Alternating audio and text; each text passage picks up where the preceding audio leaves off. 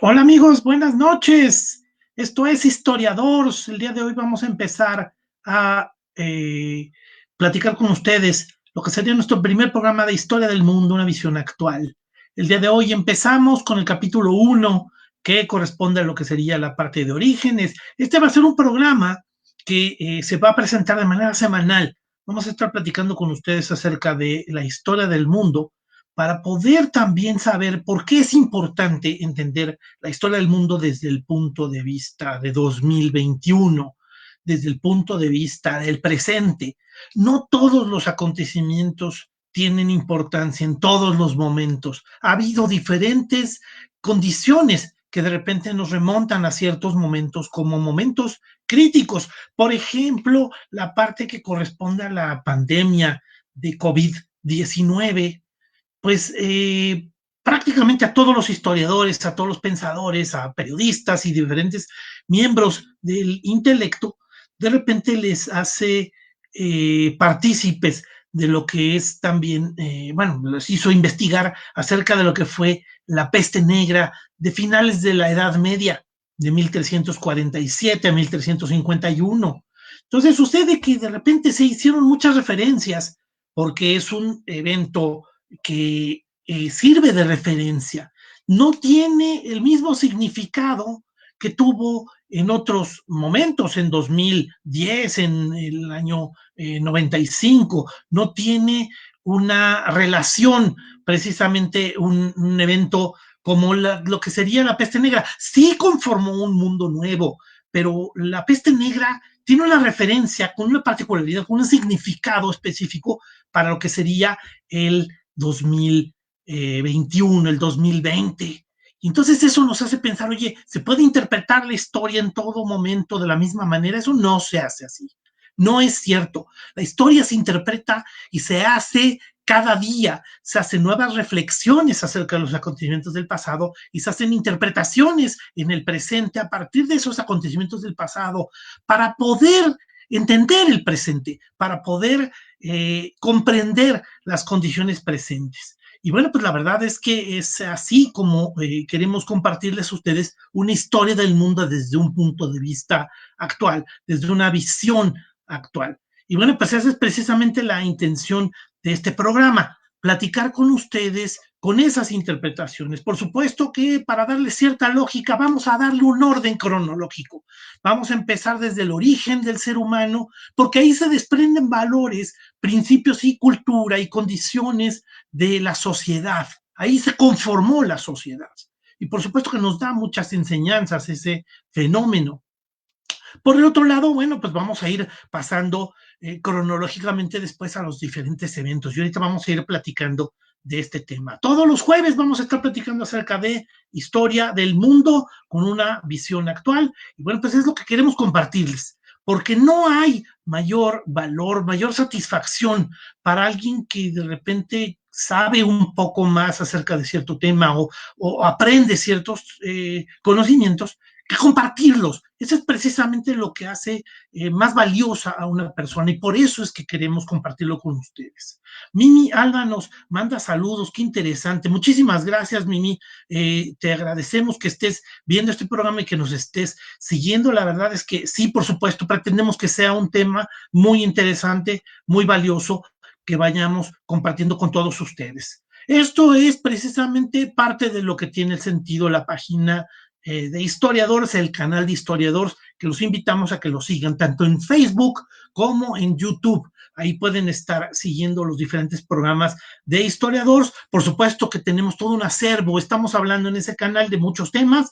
Hablamos de asesinos seriales, hablamos de historias trágicas, hablamos acerca de eventos culturales. Por supuesto que hay temas que de repente resaltan en ciertos momentos. La conquista de México, la caída de Tenochtitlan, es un evento que tiene que verse muy concurrido en 2021 para los mexicanos.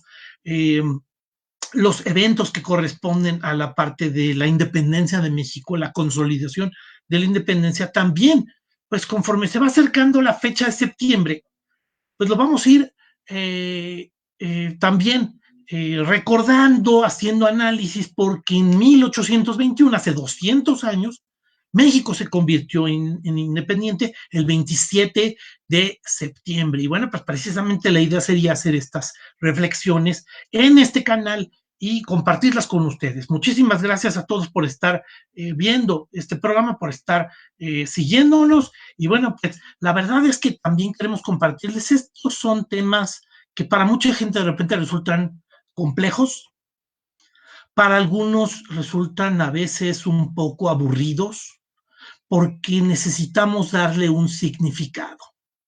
La historia tiene un sentido, el estudio de la historia tiene un sentido en la medida en que me explique como ser humano, me logre entender como miembro de una sociedad, logre entender mi herencia y mi entorno cultural, político, económico. Por supuesto, también para muchos, para mí, es un tema apasionante. Y quiero compartirles esa pasión, quiero compartirles ese amor, esa pasión, no nada más porque me importa y me parece muy interesante, también me compete porque cada miembro de la sociedad conforma una parte de la sociedad, con su interpretación, con sus opiniones, con su entorno, que de repente pudiera ser tu trabajo, tus familiares, tus amigos. A veces, bueno, pues para ciertas personas de repente la influencia termina siendo más grande. Un maestro tiene influencia sobre sus alumnos, un directivo tiene influencia sobre sus subalternos y sobre la gente con la que trabaja. Y bueno, pues la idea sería efectivamente compartirles esta visión de la historia. Esta visión de la historia, pues por supuesto que queremos darla de manera objetiva. Hablar de las cosas sin que nos influya una tendencia. Queremos ser lo suficientemente objetivos, pero también es un tema que nos apasiona porque nos compete como miembros de una sociedad, como miembros de América Latina, como participantes en un grupo social, en un grupo cultural.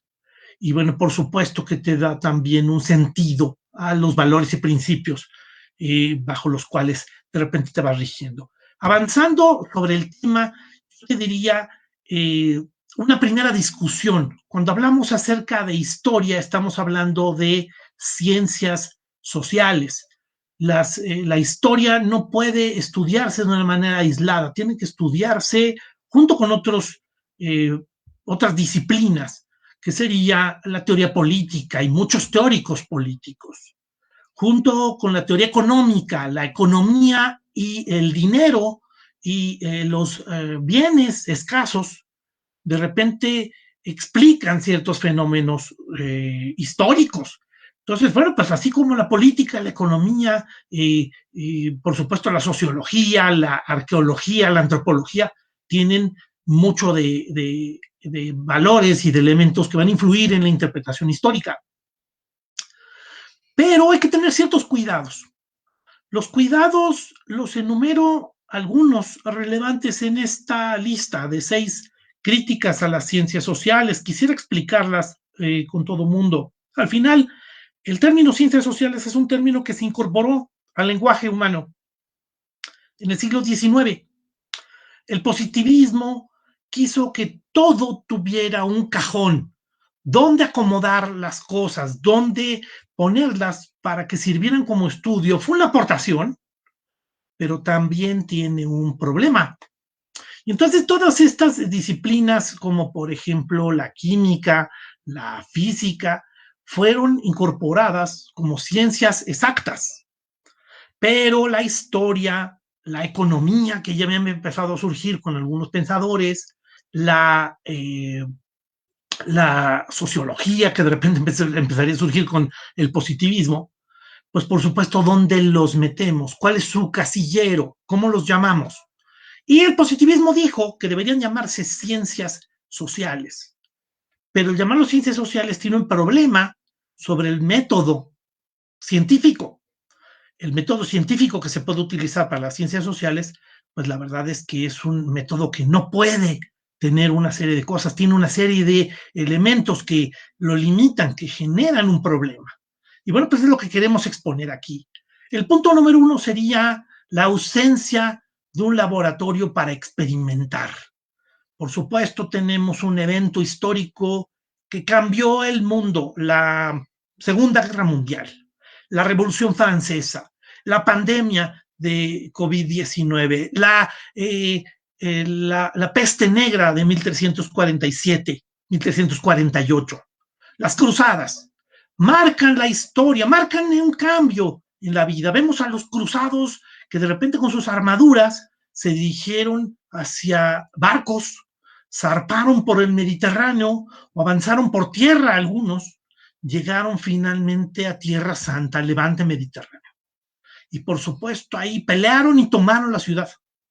Pero el impacto que tuvo como consecuencia de esta invasión, de este contacto con esos grupos, de este enfrentamiento bélico, fue que finalmente, por ejemplo, los cruzados encontraron comida diferente, encontraron perfumes, encontraron una forma de hacer destilados y empezaron a conocer el alcohol de ciertos productos que no se conocían. Y entonces todo esto les fascinó de tal manera que se lo llevaron de regreso a Europa algunos. Y a la hora de compartirlo cambió la forma de vivir en Europa. Y esa forma de vivir cambió completamente. Ahora la gente quería perfumes, ahora la gente quería pimienta, ahora la gente quería destilados, quería hacer brandis, quería hacer todo con los instrumentos árabes que se encontraron en las cruzadas. Eso es precisamente un fenómeno que cambia el mundo. Ahora te diría, precisamente acudiendo al punto número 1 de esta lista, ¿cómo podemos experimentar ese fenómeno? Lo que estoy diciendo es es un razonamiento que puede ser deductivo, pero también está lleno de conjeturas. Y por supuesto, las conjeturas pueden someterse a crisis y a discusiones. Y bueno, pues te puedo decir acerca de algunos elementos que van a impactar sobre la historia mundial. Pero precisamente el punto número 1, la ausencia de un laboratorio para experimentar, impide que comprobemos que esas consecuencias, que esas conclusiones, pues puedan demostrarse. Y eso pasa con economía. No podemos experimentar nuevamente una crisis económica igual a la de 2008. Te sirven de referencia otras crisis, pero sucede que la forma de recuperarse es diferente. Entonces, ese es precisamente uno de los temas. Punto número 2, la falacia post hoc ergo propter hoc. Esta falacia es un principio básico de lógica argumentativa. Lo que propone este latinazgo es que frente a un evento que se presenta y después viene un segundo evento, normalmente el segundo evento, muchos historiadores, muchos economistas, lo que hacen es explicar que ese fenómeno que se presenta después fue causado por el primero. Y entonces así, por ejemplo, podríamos decir que de repente empieza a ladrar un perro y se mueven los pájaros, y empiezan a volar de una manera extraña, y después a los minutos hay un temblor. Y entonces la gente puede hacer interpretaciones erróneas y decir, mira, como ladró el perro, entonces tembló. Como los pájaros volaron raro, entonces tembló. El que causó el evento del temblor fueron los eventos anteriores. Eso es una falacia. Y aun cuando pareciera un poco ridícula mi explicación en lo que sería estos fenómenos, un fenómeno tan importante, tan trascendente, con cosas tan triviales que evidentemente no tienen relación, te quiero exagerar para que lo entiendas con claridad lo que sería este tipo de fenómenos. Bueno, pues en las ciencias sociales cotidianamente se hacen explicaciones que no tienen relación o explicaciones que de repente sirven más para un discurso, por ejemplo, un discurso político. Decir que la crisis económica que vive México, la caída del Producto Interno Bruto, es provocada por un cambio político.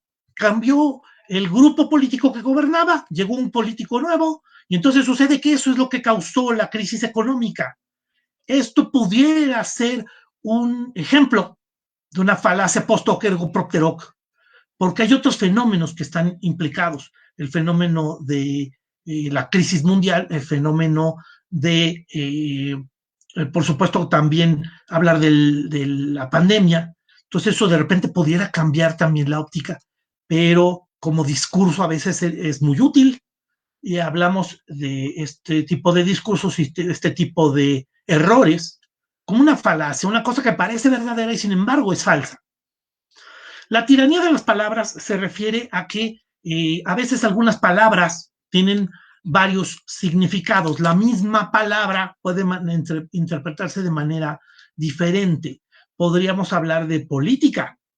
La palabra política te puede decir muchas cosas. Una política puede hablar acerca de la interpretación de los elementos de poder, los elementos de gobierno. Pero también podríamos estar hablando, por ejemplo, de una persona, la política Lili Telles, ¿no? O la política Yanine Añez de Bolivia, ¿no? También es una misma palabra. Vamos, evidentemente no podríamos decir que es la misma palabra, pero tenemos ese problema en las ciencias sociales. La política de decir la verdad en una clase sobre ciencias sociales. Esa es una regla. Y también la palabra que utilizamos es política. Tenemos una política en la clase en la cual tenemos que respetar las opiniones de los demás. Precisamente, no sé si te das cuenta que estamos utilizando la misma palabra para diferentes cosas. Eso se llama polisemia. Y bueno, pues se refiere a ese el punto número 3. Punto número 4, y me parece muy importante, todo científico social se encuentra imbuido, se encuentra involucrado, se encuentra inmerso en sus prejuicios, preconcepciones, entorno y sórdidos intereses. Y por supuesto, también existe la imposibilidad de establecer leyes universales. Cada vez que un grupo político en Alemania tome el poder por medio de un golpe de Estado y persiga a ciertos grupos políticos, va a terminar en una Segunda Guerra Mundial. No es posible establecer una regla universal así. Y bueno, pues último, las causas y las consecuencias de un evento se proponen después del evento. Esto es notoriamente relevante. Hay un chiste de los economistas que dicen que la mitad del tiempo los economistas se dedican a estudiar qué es lo que va a pasar. Y la otra mitad del tiempo se dedican a explicar por qué no pasó. Entonces, la verdad es que, digo, es un chiste que a veces dicen algunos economistas, lo dicen como una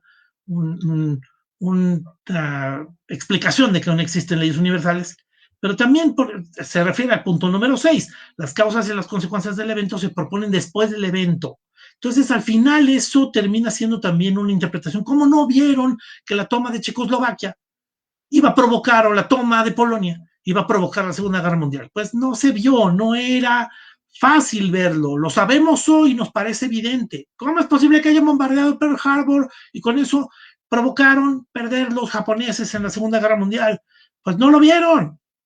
Y eso efectivamente se refiere al punto número 6. Y bueno, pues esta es precisamente parte de la explicación que queremos dar.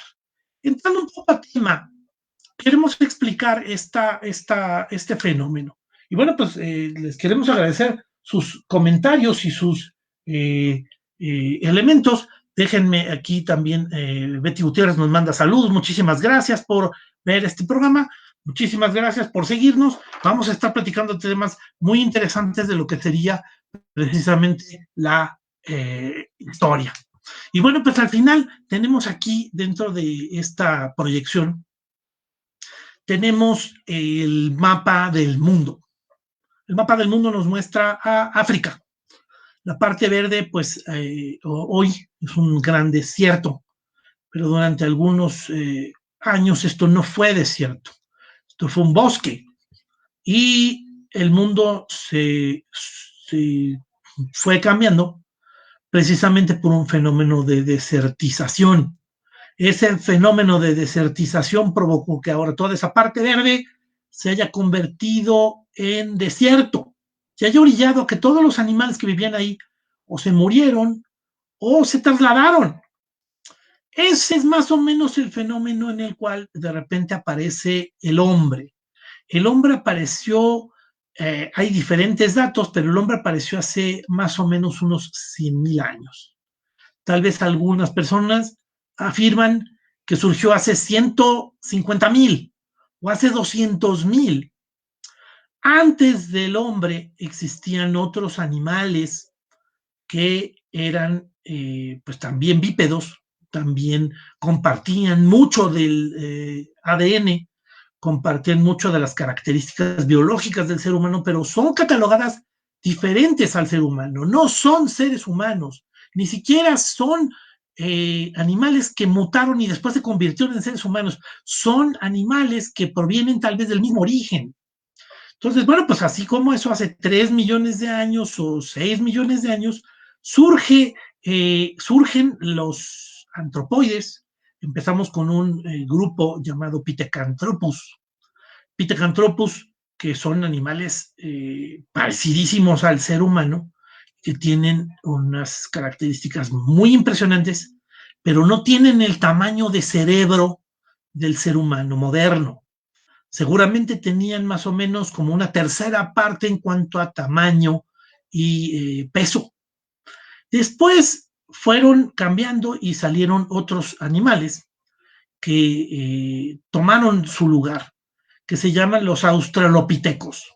Los australopitecos, tenemos diferentes tipos de australopitecos, pero seguramente, si a ti te gusta la historia, habrás visto un animalito que parece changuito, pero está erguido, está chaparrito, que se llama Lucy. Lucy es un Australopithecus afarensis. Ese se encuentra más o menos en la zona de Somalia.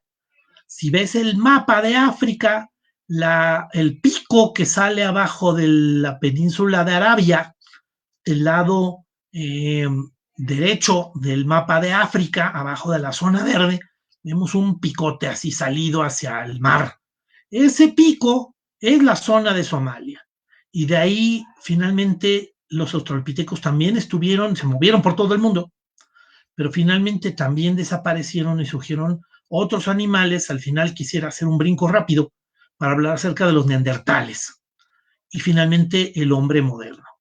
El hombre moderno ahora sí ya tiene 1,500 centímetros cúbicos de cerebro. Los animales anteriores que nombré, el australopiteco, el neandertal, el pithecanthropus, no tienen el tamaño de cerebro del ser humano moderno, pero sí el hombre moderno tiene mayor tamaño de cerebro. Tiene posiciones diferentes del pulgar. El pulgar, prácticamente los, changos, los simios, tienen el dedo pulgar oponible, pero pues todavía lo que son las características y cualidades que te dan mucha finura en los movimientos es del ser humano moderno. También la posición de la quijada, la ausencia de pelo y, bueno, pues por supuesto características que después van a ir modificándose. Ese ser humano surge hace 100,000 años.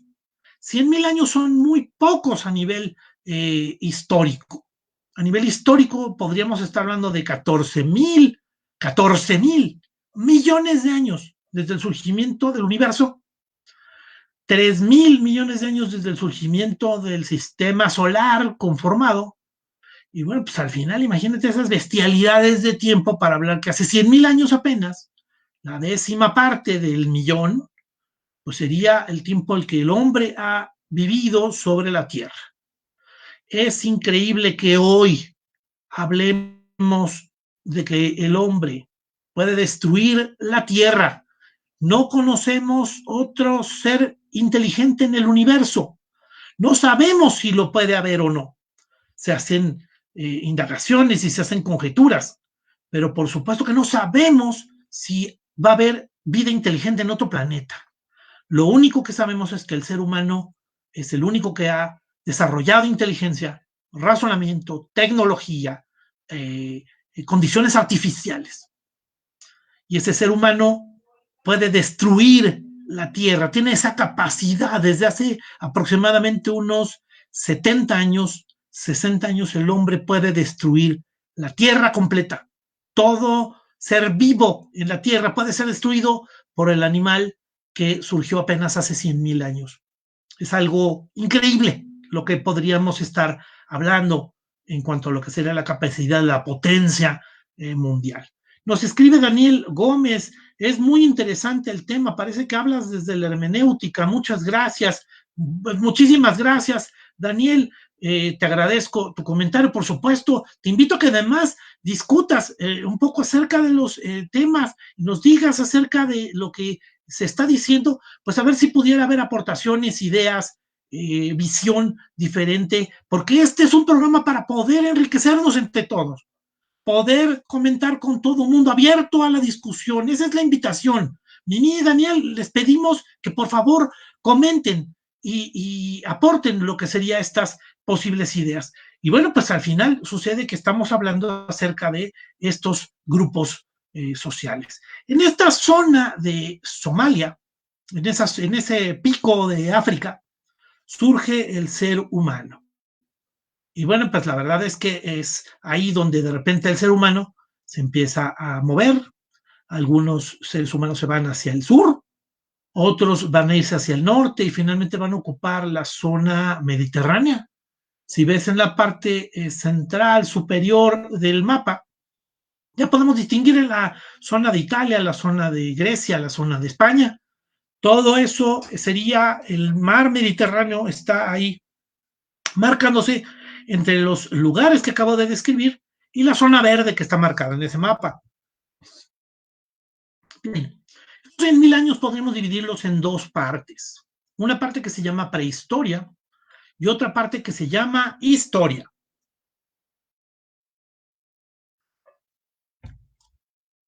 Perdónenme. En la parte de prehistoria deberíamos estar entendiendo que al final la prehistoria ocupa, si quisiéramos hacerlo fácil para poder hacer una explicación, estaremos hablando de los 100.000 años.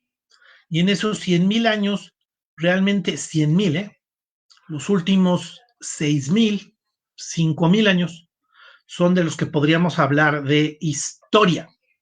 Antes de eso, debemos estar hablando de prehistoria. Y en esa prehistoria podríamos estar hablando de que el hombre al principio, en el inicio, era carroñero, era cazador-recolector posteriormente. Y finalmente, de repente empieza a utilizar artificios, empieza a utilizar la piedra. La piedra ya se empieza a utilizar, hay hallazgos muy impresionantes desde hace 70.000 años, 50.000 años, pero en realidad debemos estar hablando de que al principio, pues esa tecnología es una aportación, es una modificación artificial en la historia. Todo ese periodo deberemos llamarlo paleolítico. Paleolítico, bueno, se divide en tres partes. La edad de piedra, así se llama toda la que sería la parte de la prehistoria. La prehistoria se dividía en una parte de piedra y después vamos a hablar de otra sección de la prehistoria. La edad de piedra se va a dividir en esas tres partes, paleolítico, mesolítico y neolítico. Yo creo que lo fácil de entender la diferencia entre el paleolítico y el neolítico sería, por supuesto, que un fenómeno de cómo se está utilizando la piedra, el tallado, pero habría que partir de que el hombre en el neolítico descubre la agricultura. Seguramente es un fenómeno occidental. El hombre estuvo en un lugar, en ese lugar de repente dejó sus desechos, semillas, algún utensilio, y sucede que después, como siguió moviéndose, era nómada, ¿no? Entonces al final se iba a diferentes lugares y seguramente regresó. Cuando regresó, las semillas que dejó, finalmente surgió una planta. Y de la planta que dejó surgió el fruto que se comió. Entonces ese fenómeno, el hombre seguramente por accidente encontró cómo de repente convertir ese proceso en un proceso controlado, en un proceso domesticado. Y por supuesto que así es como de repente va a surgir la revolución de la agricultura. Y la agricultura va a permitir que el hombre pueda alimentarse durante más tiempo porque puede producir mucho. Al producirlo lo puede guardar y al producirlo y guardarlo sucede que puede alimentarse más tiempo y sobrevivir. Una condición de supervivencia fue la que originó que de repente el ser humano empezara a ver las bondades y las facilidades que le daba la agricultura. Pero la agricultura también obliga a que el hombre se vuelva estabilizado, se deje de ser nómada, cazador, recolector, a convertirse en agricultor y ganadero. Y entonces, bueno, pues también va a hacer que los animales que él va a utilizar los pueda guardar, los pueda tener recluidos, a lo mejor en un espacio para que no se vayan, y finalmente pueda aprovecharlos en los momentos en los cuales la agricultura o las condiciones naturales no proveen alimento. Y eso permitió que de repente el ciclo de vida del ser humano pudiera durar un poco más. Aumentó la esperanza de vida de un ser humano por esa incorporación de lo que sería la condición neolítica, la condición de la revolución de la agricultura. Esa es precisamente la conversión, porque también esto implicará entonces que empieza a haber poblaciones, empieza a haber pueblos, empieza a haber aldeas, y por supuesto el surgimiento al final, con la reproducción y la acumulación de más cantidad de gente, el surgimiento de las ciudades. Ese proceso pasaría del paleolítico, que fue la mayor parte del tiempo de la prehistoria, pasa por un mesolítico en el cual hay un híbrido de esos fenómenos, una mezcla, y finalmente va a ser el neolítico en donde el hombre va a ser estable. Esto te pone pues diferentes condiciones. Nada más por dejar ya el tema del paleolítico, bueno, por supuesto que el paleolítico va a tener diferentes fenómenos. Y estamos hablando desde los australopitecos y los pitecantropus hasta el hombre moderno. Y bueno, pues vamos a ver, por ejemplo, aquí estos fenómenos. Vean cómo el paleolítico se va a dividir en inferior, medio y superior. Voy a la lámina siguiente para poderles explicar este fenómeno. Es un fenómeno de estratos en la Tierra, de capas en la Tierra. Aquí tenemos los estratos de la Tierra. Los arqueólogos de repente encontraron utensilios, encontraron cosas que venían evidenciando de qué se trataba, cuál es la explicación, cuáles son los elementos que tengo para poder saber cómo vivían los seres humanos anteriores. Entonces, bueno, pues vamos a ver que si pasó mucho tiempo, va a haber más capas de tierra encima. Y sucede que si ha pasado menos tiempo, las capas de tierra pues son las que están casi hasta arriba. Por eso aquí explico que existen estratos más antiguos y estratos más recientes.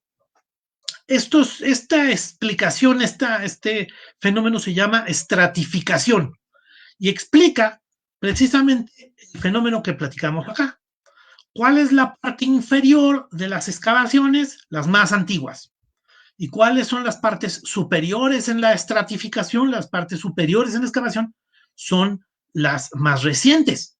Entonces, así es como de repente podemos encontrar que el paleolítico se divide en inferior, medio y superior. Y bueno, pues aquí están estas enumeraciones de años, desde 2.5 millones de años hasta 120,000 años, que sería más o menos el surgimiento del ser humano. O sea, el paleolítico inferior estudia todos los seres anteriores al ser humano, desde lo que sería los pitecantropus, ¿no? Los antropoides.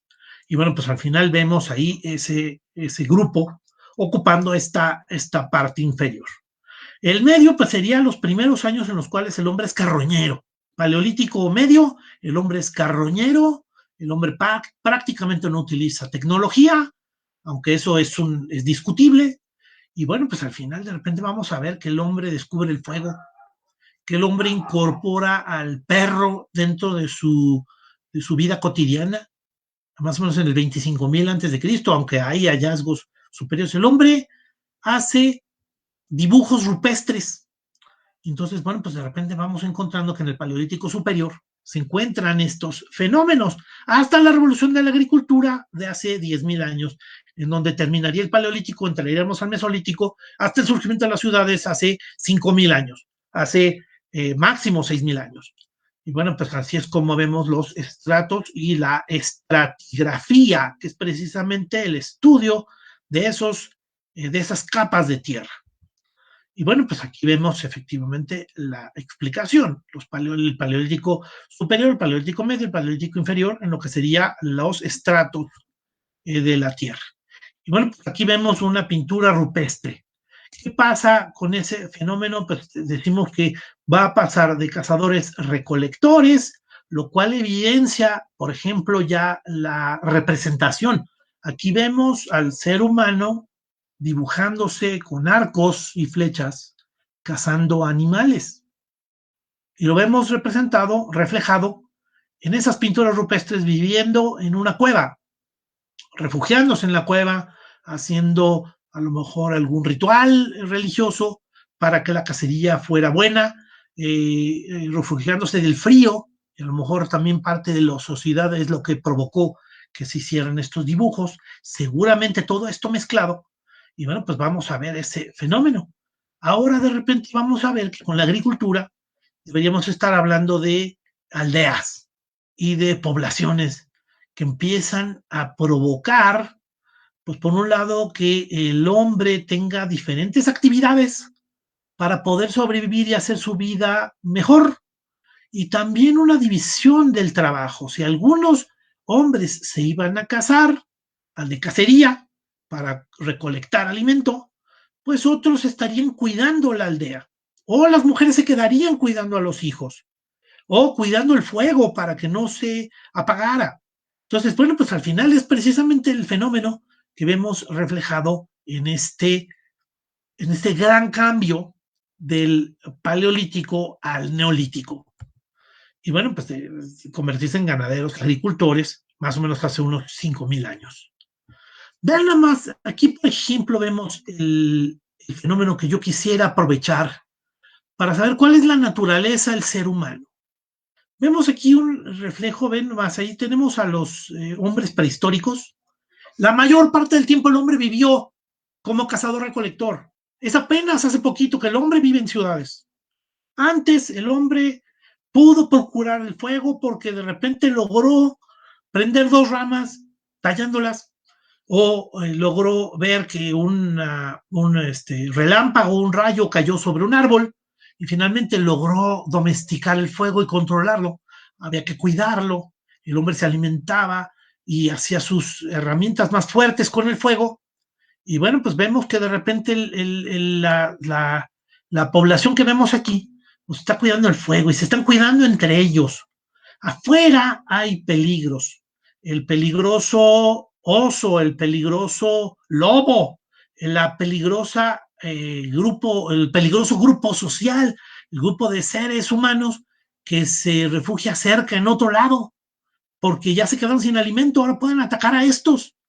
Entonces estos señores a veces tenían que cuidarse y por supuesto se echaban porras, se echaban ayuda, pegaban gritos y se cuidaban. Viene un peligro y bueno, pues efectivamente todos a vigilar y si llega el segundo peligro, por supuesto a repartirse los problemas. Aquí no existe el problema de que uno de ellos pueda fallar, porque si falla, se aplica el peligro y afecta a todos. Si un lobo termina hiriendo o matando a uno de estos personajes, por supuesto que todo el grupo social se ve afectado. No es bueno.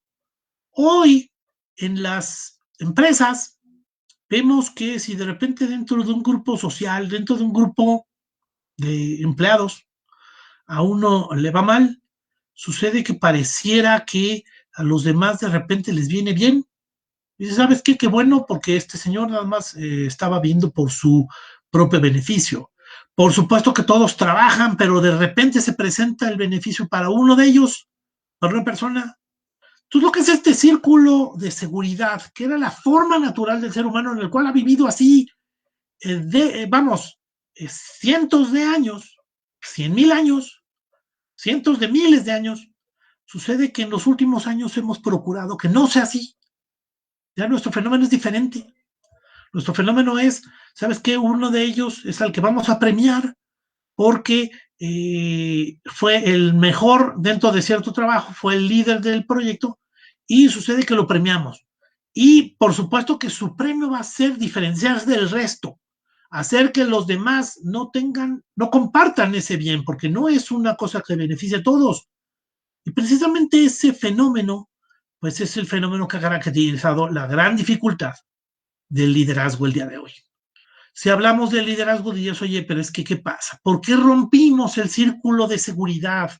Eso es precisamente lo que se provocó con esta mala situación de estar hablando acerca de romper el círculo de seguridad, y este es el círculo de seguridad, el círculo de seguridad.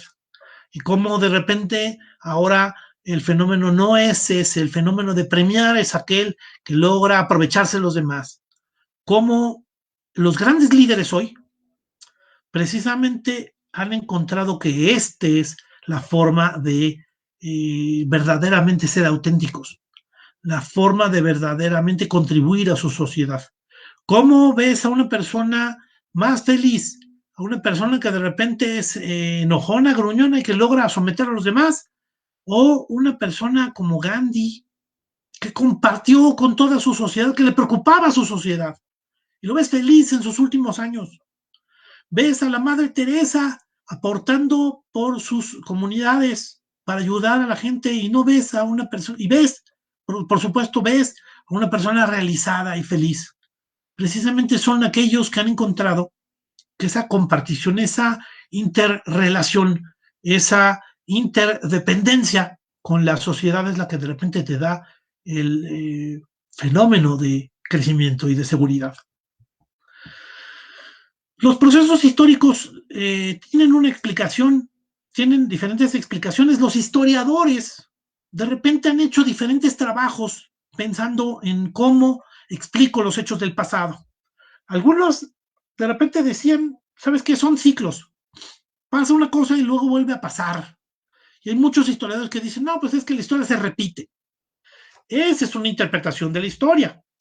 Yo creo que hay otras interpretaciones, pero bueno, pues algunos dicen, no hay nada nuevo bajo el sol, velo, ahí está, ¿no? La historia es un ciclo y sucede que al final termina volviendo a presentarse. Se presentó Napoleón, destruyó Europa, hizo la guerra y de repente logró conquistar y tratar de someter a Inglaterra. Y finalmente se enfrenta a Rusia y pierde con el invierno.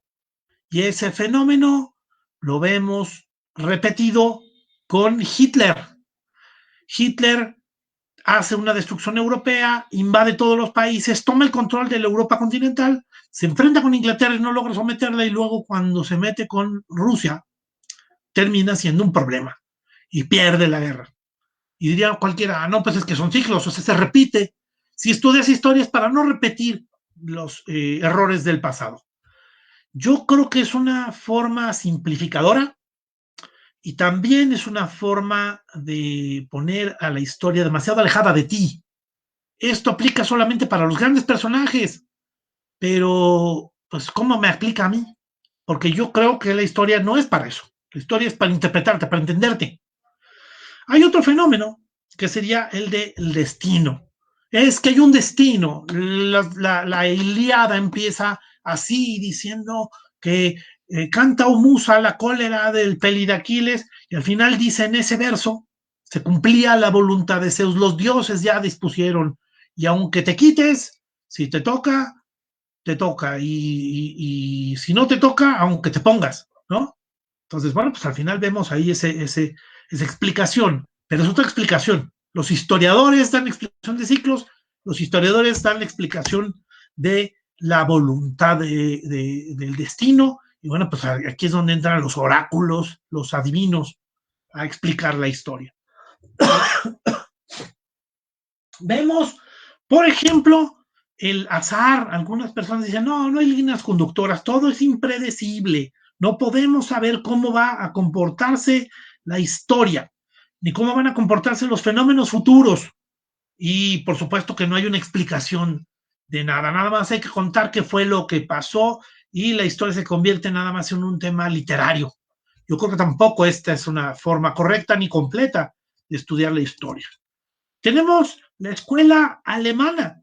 La escuela alemana habla acerca de un desarrollo racional. La escuela alemana empieza con Hegel, tal vez en parte hay algunas explicaciones con Kant, pero después vemos a Marx explicando, mira, pues es que primero se presenta un fenómeno, luego se presenta el fenómeno contrario, la oposición, la antítesis, y finalmente va a darse un fenómeno híbrido de los dos.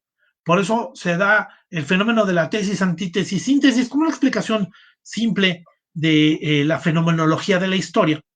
Pero bueno, pues la escuela alemana lo que trata de decir es todo esto tiene un desarrollo racional. Y finalmente también surge el positivismo en el siglo XIX, que dice que la comunidad pasa de lo primitivo a lo civilizado.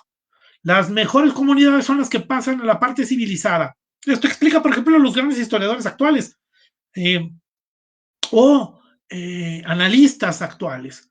Neil Ferguson hablando acerca de la civilización y diciendo cómo la decadencia de Estados Unidos y el surgimiento de China termina siendo un fenómeno de haber entendido mejor los fenómenos civilizados. Cómo el justificar que Estados Unidos se enfrente a los árabes es porque Estados Unidos u Occidente son más civilizados que los países árabes. Esa es una explicación positivista. O cómo la conquista de México precisamente fue mejor para hacer que los indígenas americanos se convirtieran en gente más civilizada. Y esa es la explicación positivista de la historia. Entonces, bueno, pues la verdad es que al final también es una interpretación que ha sido muy propensa, muy común dentro de lo que serían las explicaciones históricas. Yo nada más quiero compartirte pues estas interpretaciones para decir, oye, ¿qué tipo de historia estudio yo?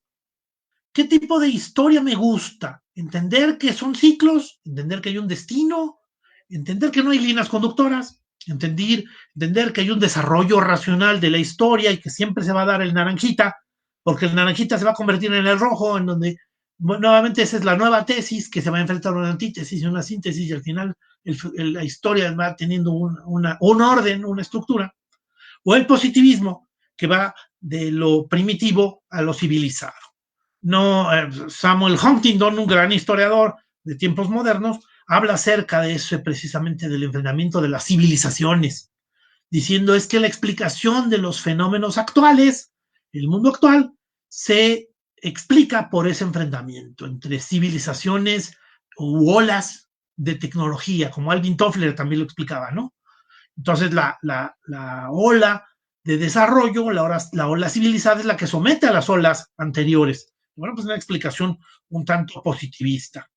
Y bueno, pues hablando acerca, fíjate, aquí teníamos la explicación de historia, de prehistoria e historia, y bueno, pues al final tenemos este fenómeno de la historia dividido en 4 etapas. Las etapas que explican la historia son estas que se ven aquí, se ve muy bají, se ve muy mal. Déjenme ver si puedo hacerlo un poquito más grande para que pudieran entenderlo y verlo un poquito mejor. No, no se puede. Pues vamos a ver si se puede hacer algo para poderlo compartir. Déjenme ver si lo puedo hacer desde esta imagen para poder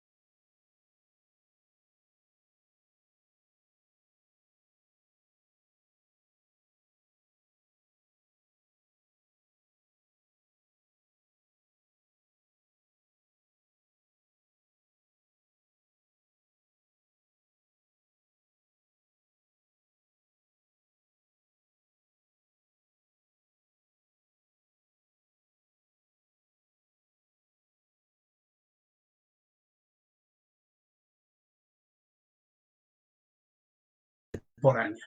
Y bueno, pues al final esa es la explicación de la división de la historia en 4 etapas: edad antigua, edad media, edad moderna y edad contemporánea. Y bueno, pues podemos ver aquí esos fenómenos. Vamos a empezar con una explicación y con esto terminamos nuestra sesión el día de hoy. Aquí vemos un mapa del Mediterráneo. El Mediterráneo tiene toda esta zona que corresponde al Mediterráneo de Oriente. Arriba vemos que dice Anatolia. Y bueno, pues vemos ahí marcados 2 pequeños ríos en el centro del mapa. Esos ríos son el Tigris al norte y el Éufrates al sur. Y precisamente, o bueno, pues más arriba y más abajo del mapa, como lo podemos ver. El Tigris arriba, el Éufrates abajo, y en medio de esa zona se va a llamar Mesopotamia. Mesopotamia quiere decir espacio entre ríos, eso quiere decir Mesopotamia. La etimología sería clave en la explicación de lo que sería la palabra de Mesopotamia. Meso es en medio, así como el mesolítico, que estaba entre el paleolítico y el neolítico, hay un mesolítico. Está en medio, ¿no? El meso. Hipótamos es el río, como el hipopótamo, que es un animal que vive abajo del agua, abajo del río. Entonces, el hipopótamo que vive bajo del río, pues vemos que es la misma etimología. En medio de los 2 ríos, en este lugar, en esta zona que está de color amarillo, surge la ciudad, surgen las primeras ciudades, lo cual nos va a marcar un cambio en la historia, un cambio importantísimo. Precisamente toda esa zona se va a llamar Mesopotamia. No podríamos hablar de una cultura mesopotámica porque son varias culturas las que van a vivir ahí. Tienen cosas comunes, muchas sucedencias y precedencias entre las culturas. Aquí en Mesopotamia vamos a encontrar sociedades como los sumerios, los acadios, los amorreos, los asirios, los caldeos, los babilonios. Todos esos grupos que al final surgen en esta zona, pues van a ser la parte de lo que es la explicación de las civilizaciones, pero son diferentes civilizaciones, son diferentes grupos, son ciudades, a veces ciudades-estado, tal vez los babilonios son los que de repente logran unificar bajo un solo gobierno una serie de ciudades. Y sucede que al final dominan ciertos territorios y establecen una unificación gubernamental. Eso es lo que vamos a explicar como el surgimiento de la civilización. Es un fenómeno que se da, pues, cuando surgen las ciudades. Civilización quiere decir chivitas. Te estoy diciendo una explicación muy simple que creo que es la que finalmente nos debemos quedar el día de hoy. No es lo mismo cultura que civilización. Podemos encontrar cultura en las sociedades nómadas, en las sociedades, en las agrupaciones sociales primitivas. Ya vimos el círculo de seguridad, la protección del fuego, los grupos que se ayudan entre ellos, la cacería, cómo se organizan los nómadas. Eso establece una cultura. Pintura rupestre es una cultura. Pero civilización te pone otras condiciones, la civilización te pone otras características, entre otras cosas partiendo de lo que sería la explicación de una ciudad. Y bueno, pues precisamente la ciudad establece nuevos patrones, una explicación diferente. Podríamos hablar de que hay sociedades que tienen cultura, pero no son civilizadas, pero también podríamos hablar de sociedades civilizadas. Y aquí es donde habría que ver cómo incorporamos el tema cultural y cómo la cultura establece reglas, establece explicaciones, pero también limita condiciones de comportamiento. Y eso es lo que de repente el hombre ha aprendido a modificar, la cultura dentro de la civilización. Y por supuesto, un ser civilizado, sobre todo, pues pareciera algo mejor, como un aportador, como una forma de ayuda cotidiana entre la cultura y la civilización. Y bueno, pues amigos, esto sería el día de hoy la explicación. Esto es lo que veríamos el día de hoy, en donde estaríamos hablando acerca de eh, la historia del mundo. Los orígenes fueron explicados el día de hoy, vimos algo de metodología, vimos algo de los orígenes de las civilizaciones, vimos la prehistoria y la historia, dividimos la prehistoria en sus diferentes etapas y bueno, pues la verdad es que es un fenómeno muy interesante, un fenómeno que explica muchas cosas. Y pues yo les agradezco que hayan visto esta historia del mundo. Vamos a compartir ahora la próxima sesión. Vamos a hablar acerca de Mesopotamia y Egipto. Y precisamente, bueno, pues van a ser las grandes aportaciones culturales de estas dos civilizaciones, las que de repente nos van a dar una serie de explicaciones muy importantes y muy interesantes en lo que sería la interpretación actual, la visión actual de la historia. Pues muchísimas gracias amigos, nos vemos la próxima semana en otro capítulo más de Historia del Mundo, una visión actual.